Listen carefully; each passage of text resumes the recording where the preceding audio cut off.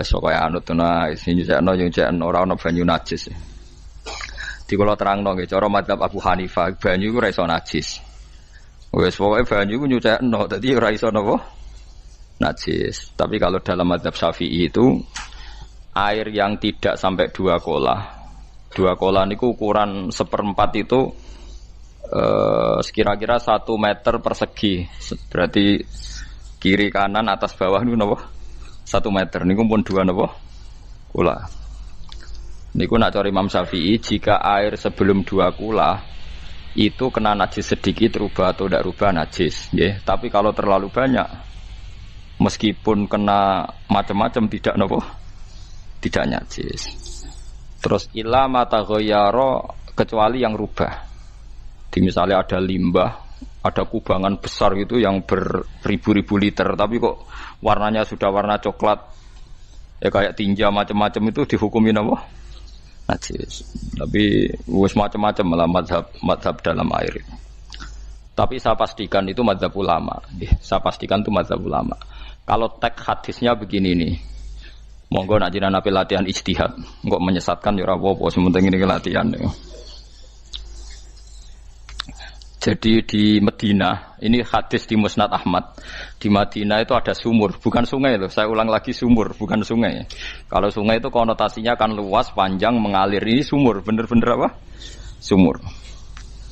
Sumur, ya gedene sumur enggak sepiro. Nabi itu wudu di situ, terus diingatkan ya Rasulullah, itu sumur dulu zaman sebelum engkau datang, sebelum ada Islam di sini, dipakai pembuangan jifah. Batang anjing dan nyuwun sewu kotoran orang haid. Ya kotoran orang haid. Terus saat itu Nabi ngendikan alma tahurun la yunajjisuhu syai'un. Kata Nabi yang namanya air itu menyucikan. Tidak pernah bisa kena najisnya. Alma tahurun la yunajjisuhu syai'un. Terus Nabi wudu. Ya sudah begitu. Ya sudah begitu sampe rasa bojiro-jiro no. Alhamdulillah hadisnya ngono.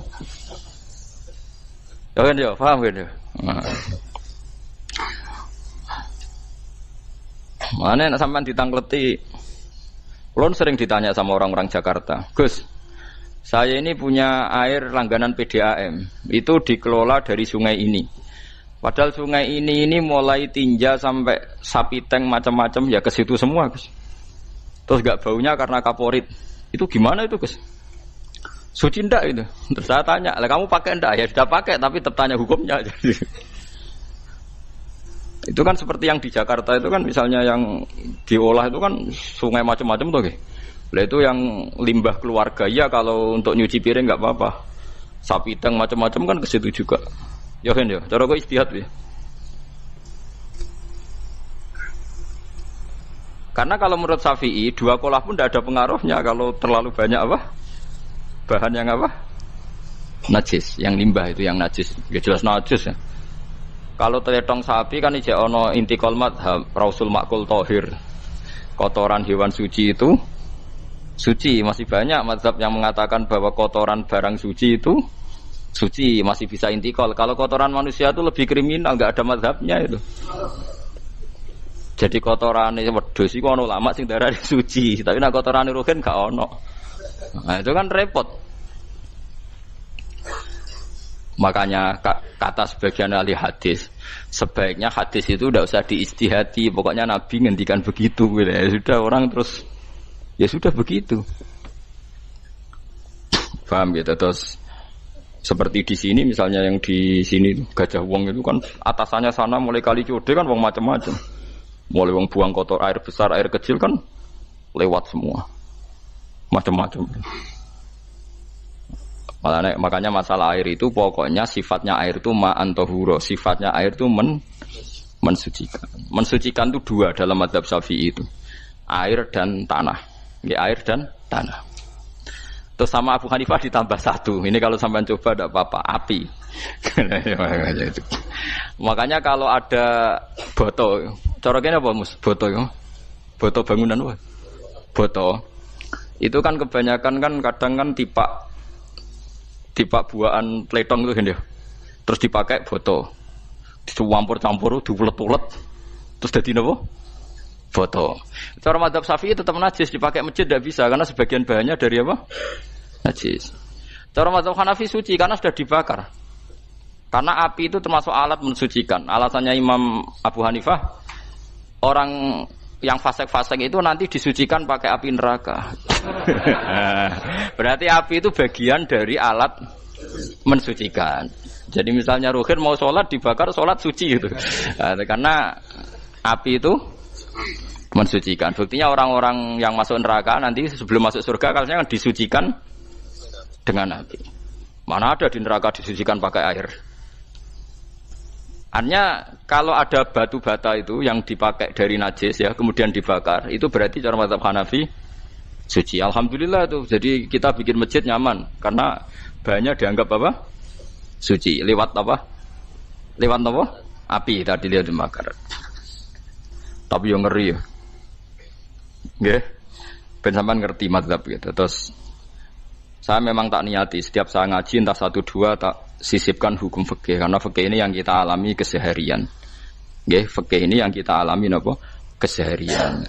Makanya saya minta teks hadis tadi jangan rubah. Pokoknya ada sumur.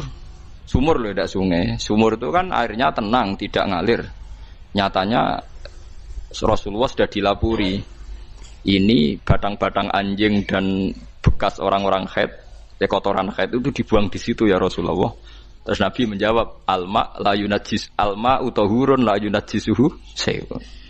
Terus orang-orang Syafi'iyah mentahmilkan dalam bahasa ijtihad itu dianggap itu mungkin sumurnya terlalu besar dan airnya terlalu apa? Banyak sehingga kotoran-kotoran itu tidak merubah warna. Tapi kata yang lain-lain masa yang bener aja gitu, masa banyu diam dimasuki kotoran gitu tidak nopo rubah. Nah itu ya itulah ijtihad. Ijtihad itu ya. Ijtihad itu guyonannya kan gitu. Pendapat saya benar mungkin salah, pendapat Anda salah mungkin apa? Benar. Karena ya sama-sama mirip-mirip itu untuk menganalisis itu. Yang jelas Allah mensifati air itu ma'an tahura, bahwa air itu punya sifat dasar mensucikan. Wah nek cara kula niku asal tidak terlalu ketok najis ngoten niku. Kaya PDAM ngoten niku ngerga ambu taek terus gak ambu apa nek suci ngoten mawon. Tapi kan asal usulnya di sana najis gini. Asal usul barang kok repot. Kula sering dibantai tiang-tiang sing terlalu napa was-was. Tapi jelas saya tahu sendiri. Sapi teng itu ngalir ke sungai gini-gini saya tahu sendiri. Tak jawab, saya juga tahu sendiri dari langit itu langsung air turun. Jadi artinya kalau dia melihat sisi najis ke sapi teng, kamu melihat sisi dari gunung Merapi dari langit kan langsung turun. Jadi kalau eling najis ya, tak eling suci ini kan saya gitu. Dia ngilingi yang sisi najisnya dari apa? Limbah apa?